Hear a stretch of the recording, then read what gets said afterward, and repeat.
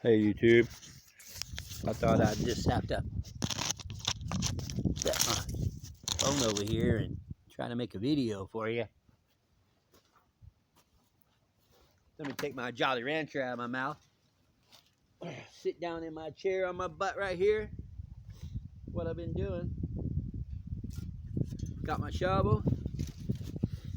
Got a few sandbags from sandbaggy.com right here on the ground. I'm working at my own pace. Grab a sandbag. They open up pretty easy. Put my arm in and place it into a little bucket like this one right here between my feet. This right here is the motion. Just close this on the sandbag and throw them on there and go to town. This is kind of heavy.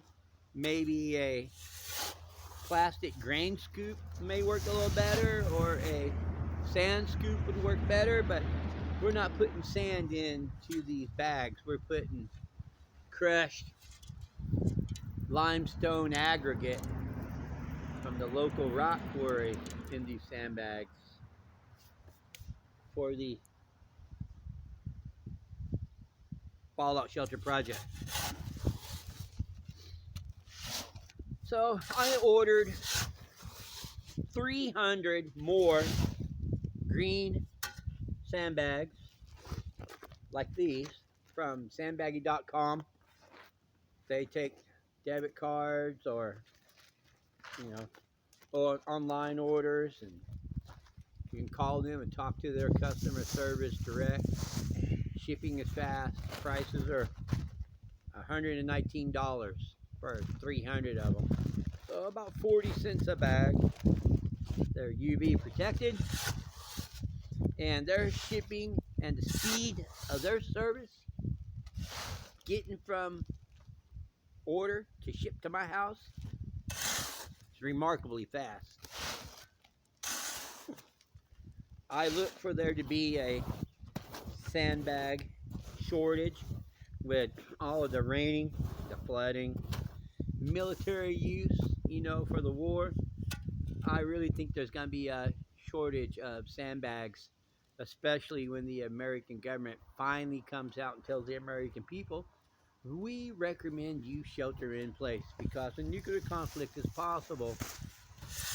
Everybody is going to want sandbags then. Everybody's going to want some kind of shelter that they can build. If there was any kind of advance notice, you couldn't get a sandbag anywhere. So I bought another 300, and we're trying to fill up somewhere between 50 and probably 100 today to throw around the core shelter. And I bought sandbags through my local Lowe's. Nowhere near as good. I bought sandbags through my local Menards. Nowhere near as good. These dimensions on these bags are so perfect that when you fill them full of crushed rock, they don't go over 35 to, I'd say 35 pounds per bag. What would you say per bag? They don't get no heavier than what? 35 is what I said. Yeah. That's my helper. He's over there putting them in place with the barbed wire. Back to work in the morning, I guess.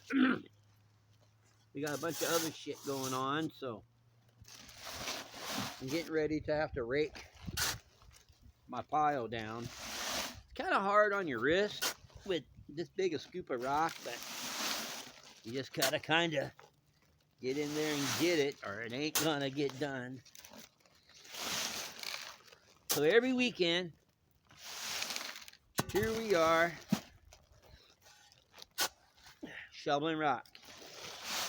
And if you're not shoveling rock, I suggest that you get started shoveling some rock. And this is how you do it. If you have any questions or whatever, just ask me in the comments, and I'll get back to you real quick. There's not a lot of videos on YouTube of people building fallout shelters that are on a low income budget. I would think that my videos would get more views than what they do.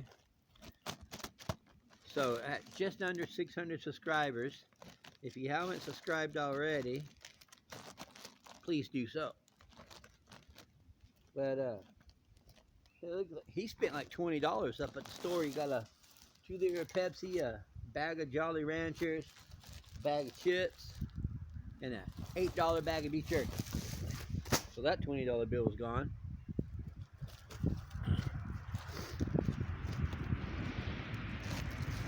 But I paid 1, 2, 3, 4. I paid 6 land payments today while we were down here. A lot where we are at is 40 by 80, and you can buy lots here for $5,000. So if you want a little place to build a shelter, you could buy just one lot, couldn't you? But then you're gonna have to clear it all off or whatever, depending on what you wanted the lot for. But if you wanted the lot to build something like this right here, the sandbag shelter that we're building, you could get the land, live on it, move right out onto your property with your fifth wheel camper for $100 down and $100 a month. Then you could have your propane delivery guy bring you out a 500-gallon tank and set it all up. And then they usually have a minimum of how much propane you have to purchase. But it doesn't matter, because when you discontinue your service, if there's any gas in your tank, they'll come out and buy it back from you. So here's another one. Whee. I'm kind of making a horseshoe here, and I can either move my chair or poop and scoop, baby. Poop and scoop. Dog's over there in the truck. But you need to do a lot of stuff. It's not all about sandbags, for sure. But you need to have food, water, any kind of vital medication. Like me, I have asthma, so I have to have a rescue inhaler. So I have rescue inhalers. I have backup. I have Primatene inhalers. I have Primatene tablets. Any kind of thing I may have a problem with asthma, or if somebody comes down with bronchitis or whatever, we got cold and flu medications, all kinds of stuff that you have in your house right now. You need to have a lifetime supply of, and all of that takes room to store it, right? Won't it? A lifetime supply is for 5 people. Would take up how much room? A lot. It'd fill that whole damn shelter up.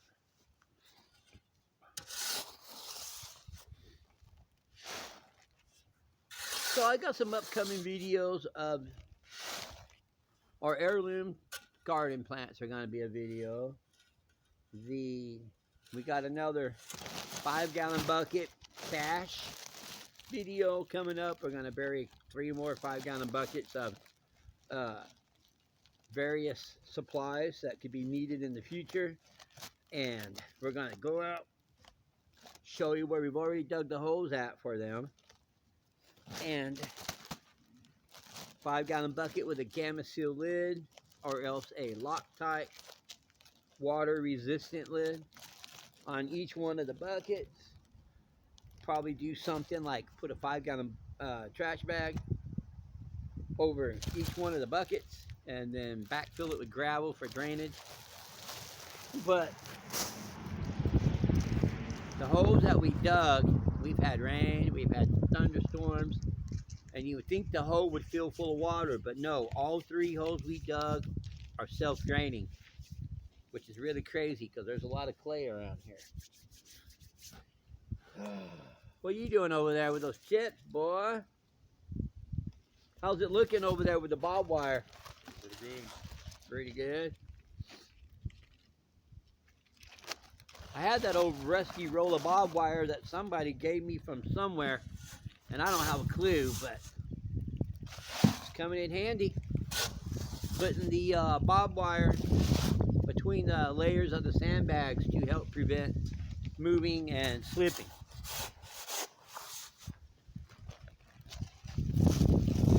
Because when we stacked all the sandbags before, we didn't use no barbed wire.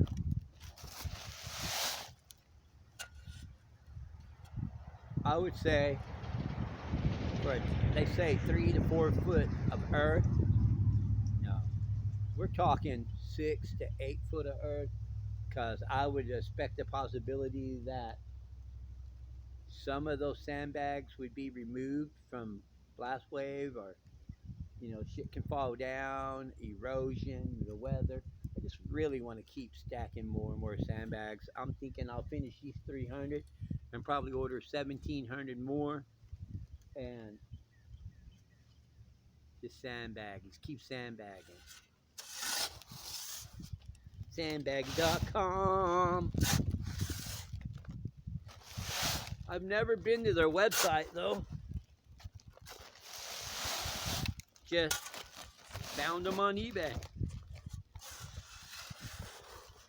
So even though I have 300, if something happened and I couldn't get no more sandbags, I would not have enough sandbags to finish my project here. To not even come close to finishing it with 300 more sandbags, I would have to switch to natural rock or landscape rocks,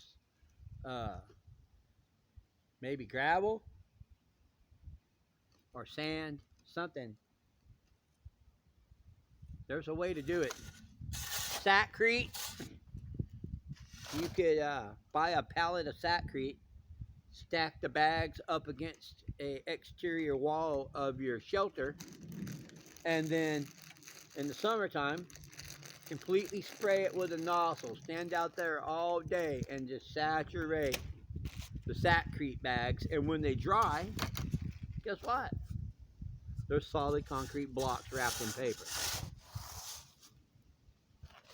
Yeah. Lots of fun.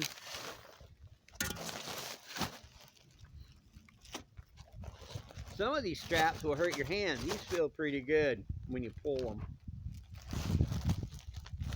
I like to actually make it cinch down and then put 2 knots in it.